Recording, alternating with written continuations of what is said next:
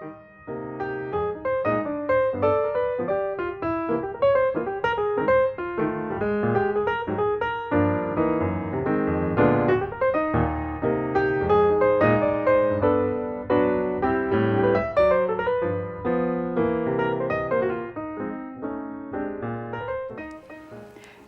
club members are not little old ladies with straw hats and little shovels.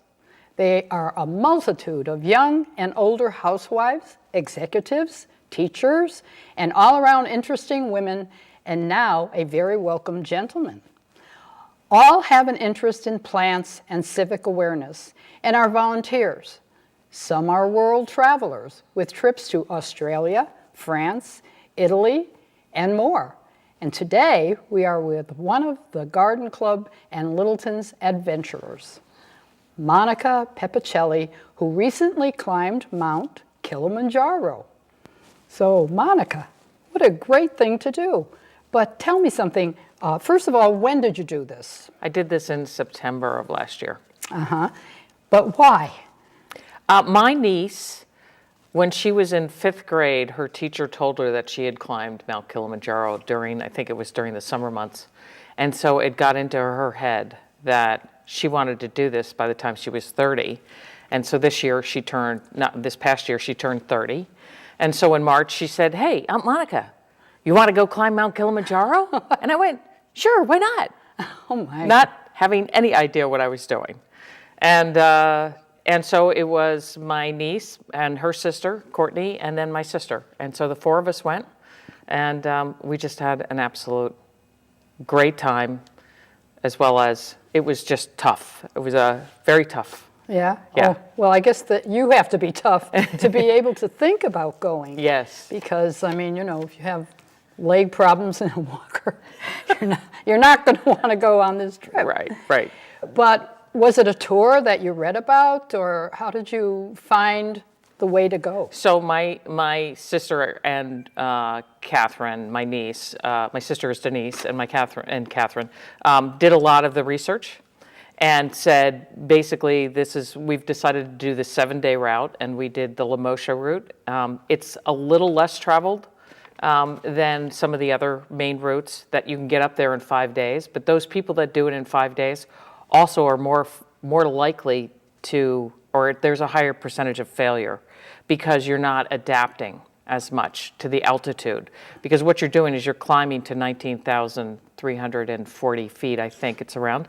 And you're doing that over a period of time. So you have to acclimate. If you don't acclimate, I bet. You're going down the mountain. And we saw 2 different instances where they actually had to evacuate people by helicopter while we were there. I wondered about that too, because if you had any and didn't know, maybe some lung problems that, or something going on in your system that you really never knew about, you'd find out on this trip, I bet. Yeah. And I know because I didn't realize I was having any lung problems when we were in Italy, and we wanted to climb such a small mountain, Vesuvius, very small compared.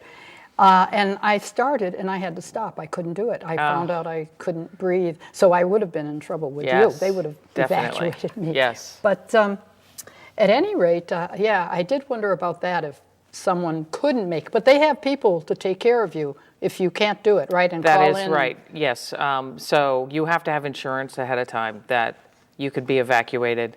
Most likely, they're going to get some porters, and those porters are going to take you down, either walking you back down, or if you're serious, they'll put you on a stretcher, and they'll roll you down on a stretcher, which is really rather hilarious when you look at it, or serious. And those are the people that either have a sudden attack or they are in denial of their symptoms. Oh, yeah. But they're all well-trained. Any organization that goes up there, so they're taking your blood pressure in the morning and in the evening every day, just making sure your heart rate, that kind of thing, that everything is good. Well, I'm glad that you were in good shape. Me too. So you had a camp out. Yes. And was it cold or warm or? So you start in the jungle. Okay. And you go all the way up to the very top. And by the time that you're actually climbing to the top that day, we started at 3:30 in the morning, and we got up there around noon. You are delirious. This is the best thing to say, because you have less air. I think there's a 2% difference in the amount of air, oxygen that's in the air. So you are a little lightheaded, and once I got to the top, I was like, okay, let the crows come get me. I don't care. I'm just staying here. I'm done.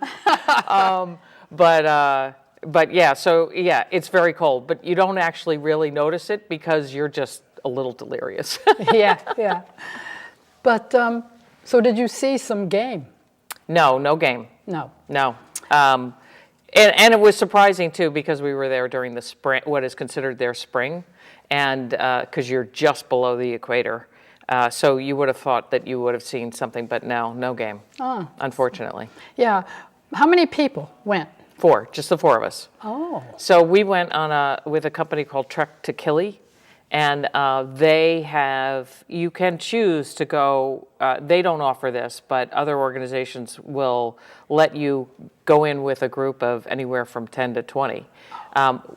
Trek to Kili believes in making it very personable. Instead of trying to match what people's likes are or any of that stuff, they create a group just for you. So we had 20 porters in total, of which one was a guide, one was the assistant guide, and then these porters take care of everything.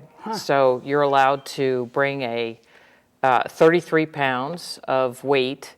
That includes your sleeping bag, all your clothes, and you're going from really, hot weather all the way up to freezing cold. So you have to fit a lot in this one little bag. I'd need a closet with me. And they cook all your food, and they set up your tents. Oh, I'd go just for that. Yeah, no, it was just fabulous. We had a great cook, and the food was phenomenal. Yeah, it's such a trip. I mean, really. And I'm happy that, you were able to go with your niece who wanted to do this someday. Yeah. And that was a long time ago that she decided, so you must have been 12 yourself. Yeah, right. But at any rate, to be able to that many years later say we actually are going to do it. Yeah. But I just kind of want to know a lot about how you felt. Okay, she said, let's go. Now begin with how you felt about doing this that day, and then on to going and things that could have happened. Right. So I don't think I realized at all what I was signing myself up for.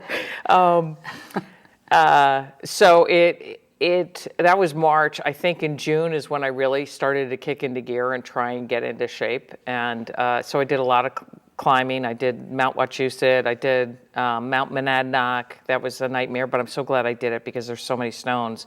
And there are so many stones on Mount Kilimanjaro that I was glad I did that. You said something too, just to interrupt, about shoes for that. Right. So, you read a lot. I read a lot of blogs of people who had done it. You really need to get a good pair of hiking boots. And it's amazing when you have a good pair of hiking boots because you don't slide anywhere. It grips. It's fabulous, and you need that.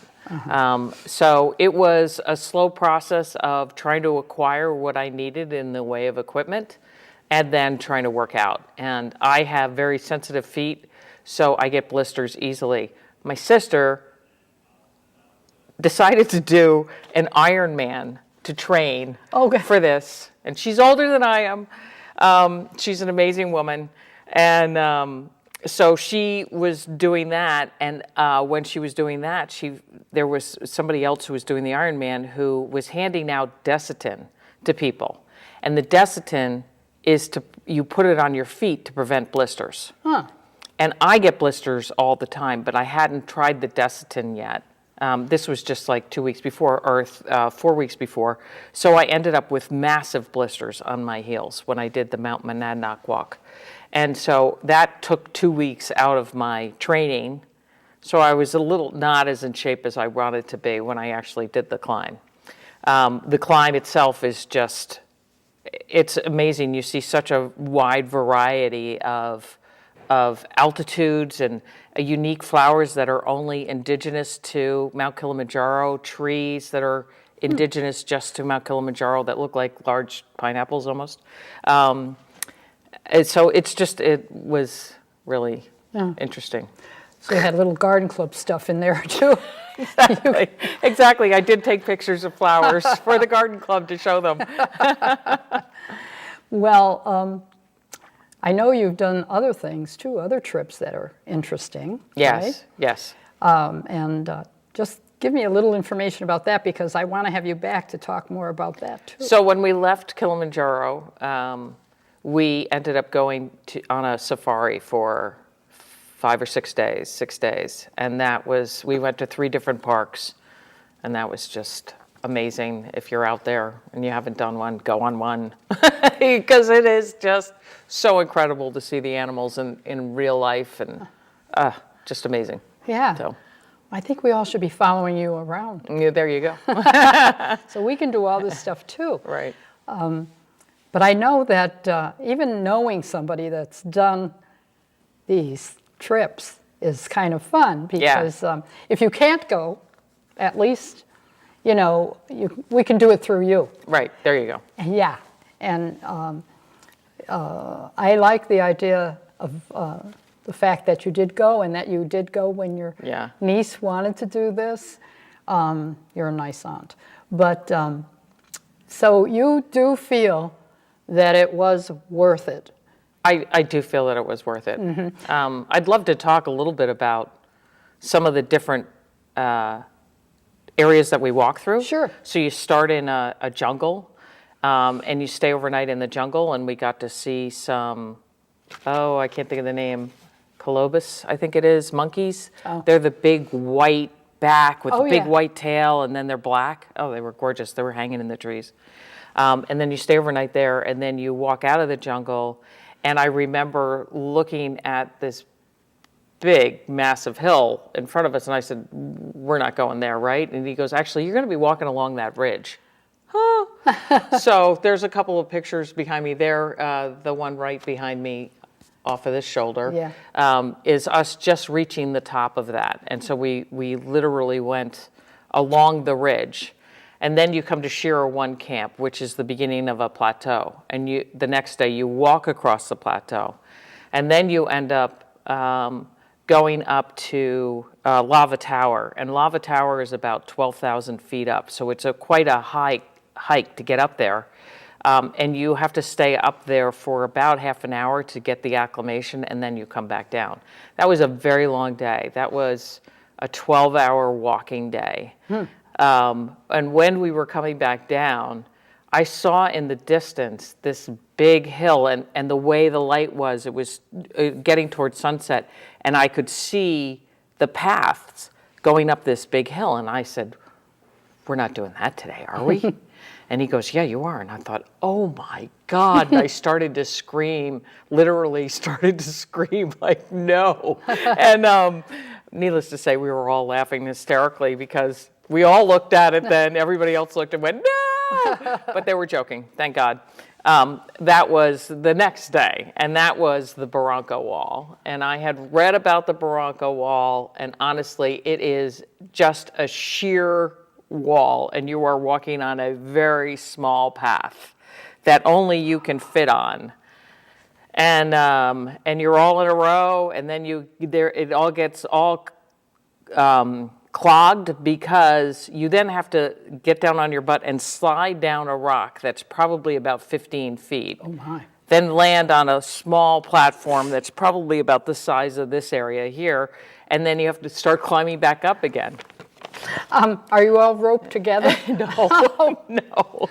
So needless to say, it was a little nerve-wracking and scary. And you had to keep climbing, and that took 3.5 hours to get up the Barranco Wall. It was just crazy.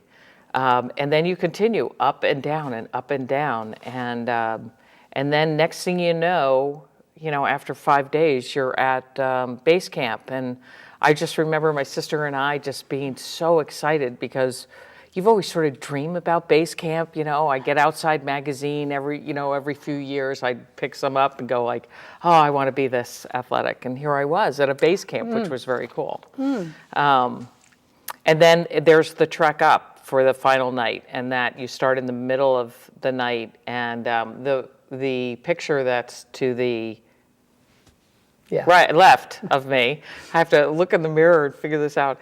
That's to the left of me. That is actually, we're already walking up. That's sunrise taking place, and it is just beautiful. The one thing that I did to help me was that I listened to a book on tape. And it was a book about, it was set in World War II, where a guy is trying to save Jews by crossing the Alps with them, helping them cross the Alps. So he's doing all this climbing. So it was absolutely, I didn't realize I was listening to that was going to be the story, but I just thought it was very apropos for what I was doing that day. Yeah. But it really helped me make it up there for the 8-hour trek up and then the 4-hour trek back down. Wow. So a couple of 12-hour days. Most of the days were in the, I would say about 8 hours, and there were a couple of 5-hour ones. So just really neat though. Yeah. Well, I think I have a better perspective now. Right, yeah. Right then I was like, why am I doing this? Oh, it was very funny. Yeah. Now you can go Prouty Woods easy. Yeah, exactly. Exactly. That's a breeze. Exactly. Oak Hill. Yeah, nothing. That's nothing. I did a lot of training on Oak Hill. Yeah. Well, I just think it's great. Very interesting. I think people ought to, think about doing this. I would definitely say. Yeah. It's worth thinking about. I know my neighbor, Andy Grant, is going to be doing it in July, so I've given him a bunch of my stuff so he's got some of the equipment all ready to get going. And good. Yeah, good. So I think it's a good experience. Yeah, and all in all, your experience was good. You didn't have feel sick or feel anything at all that... I had weak legs, so that was what I felt. Catherine got sick the second day, I think it was, or the third day. And so it took her 2 days to recover from that. They do have medicine for you. You have lots of shots and stuff like that you have to take, but the medicine makes a big difference. Oh, okay. That helps you adjust, and the food is phenomenal if you're in the right thing. The other thing I'd like to tell people is that if you do decide to go, make sure you go with an organization that supports KPAT, which is the Kilimanjaro's Porters Assistance Program. This ensures that the porters have the right equipment, that they're well fed, because some organizations do not participate in that. And a lot of those porters don't have the right clothes. They're freezing cold. They don't have enough food. And it's really sad. So you don't want to support those organizations. If you can't afford to go on somebody that supports KPAT, I would say, wait, save some more money and support the porters, because they're really wonderful people. They sing songs all the time. The second day we were there, they greeted us. They sing a song about welcome tourist. You're welcome on Kilimanjaro. We love having you here. Enjoy it. And no worries, Hakuna Matata, which is all from Kilimanjaro. So, it was neat. Yeah. I think I'd like the music just to climb with. Yeah, it was. It was helpful. It was really helpful. They're really wonderful people, too. Good. Really wonderful. Good. So anything else interesting that you want to tell everybody about, or have them find out for themselves? Do a lot of climbing. Do a lot of leg prep. And just enjoy it. I mean, I have to say that the one thing that's hard about Kilimanjaro is because of the rocks and the gravel, you can't look up a lot. So you miss a little bit of the scenery because you're always looking. And you read that in blogs and you just don't realize that, wow, they really mean you really are watching the feet in front of you because you're going to trip otherwise. Yeah. Don't want to trip on the little ledge either. No, that would not be good. No. Well, I want you to keep us updated on your plans and any trips that you want to go on in the future. Okay. And I'll be looking for it from you. Thank you. And you'll see Monica at the Garden Club's next big adventure, May 11th, the Garden Club plant sale on the Common. And thank you. And thank you for coming today. Thanks for having me. Yeah, I'm so happy to have you here. Good.